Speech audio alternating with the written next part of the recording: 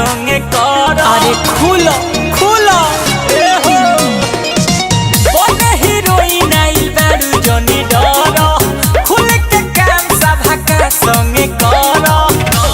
आइल हो खबू ढेरे सपना सजा के।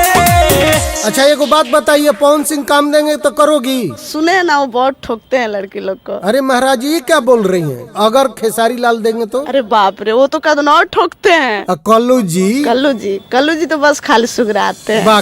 पवन सिंह ले बेले पुन्हा के धागे हो और खेसारी खटा के एगो कोलो बन के का हो काम दिल सुघरा के एगो कोलो बन के काम दिल सुघरा के।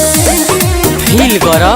ऐसे कैसे बोल सकते हैं किसी के बारे में? सुने हुए तो लगा रहे हैं, अभी देखे नहीं काजल रघवानी बोली थी पवन सिंह पे लगाई थी कि चुम्मा मांग रहे थे पवन सिंह। ये सब क्या बोल रही हैं?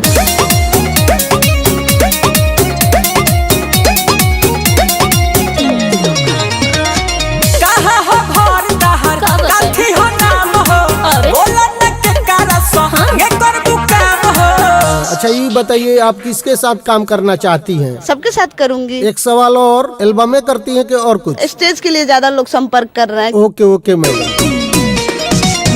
जब नाचे लइका मिलो सयावारा कोरस खाली गंदा गंदा इशारा। तब तो स्टेज पे खुदा खुदी भी होता होगा। नहीं इशारा करता है गंदा गंदा। कैसे कैसे करता है लोग? ऐसे ऐसे करता है ऐसे। तब तो नियत ठीक नहीं है।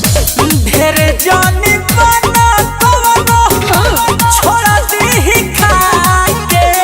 अच्छा मजाक उजाक छोड़िए, पवन सिंह पर्सनली फोन करेंगे और फिल्म में काम देंगे तो जाइएगा? क्यों नहीं जाएंगे, जाएंगे। कोनो दिक्कत? बस थोड़ा सा इस चीज से डर लगता है कि सुने वो लोग ठोका ठोकी करते हैं। तू कम नहीं खू। पवन सिंह ले बेले पुन्हा के एहो और खेसारी खटा के एगो कोलो बन के काम दिल सुघरा के एगो कोलो बन के काम दिल सुघरा के।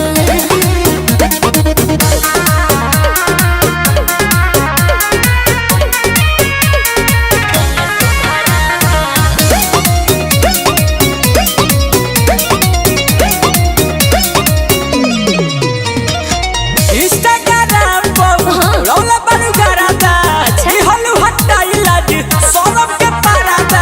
दोसरा के कहा तड़ुआ, तू तो सब दिखावते बड़ू। आपको पता नहीं है जो दिखता है वही बिकता है ना। तो खोल दो ना। ऐसे डांस कर रही थी तो ढोली दिख रहा था। हमार धोनी का सा झलकल बॉडी ढेर लोग नाचतावे खोलिए के चोटी। अच्छा ये बताइए, आप लोग समाज को रहने नहीं दीजिएगा? समाज देख रहा है, ये सब तो दिखाना तो पड़ेगा ही ना। इसका मतलब आप भी चोली चड्डी दिखाइएगा? गाना गाने वाले गा दे रहे हैं कि साच कहता नहीं बिना चढ़िए का बानी, तो हमको दिखाने में क्या दिक्कत है, खोल कर दिखा देंगे। नाम चमकावा तारू मीडिया में आके।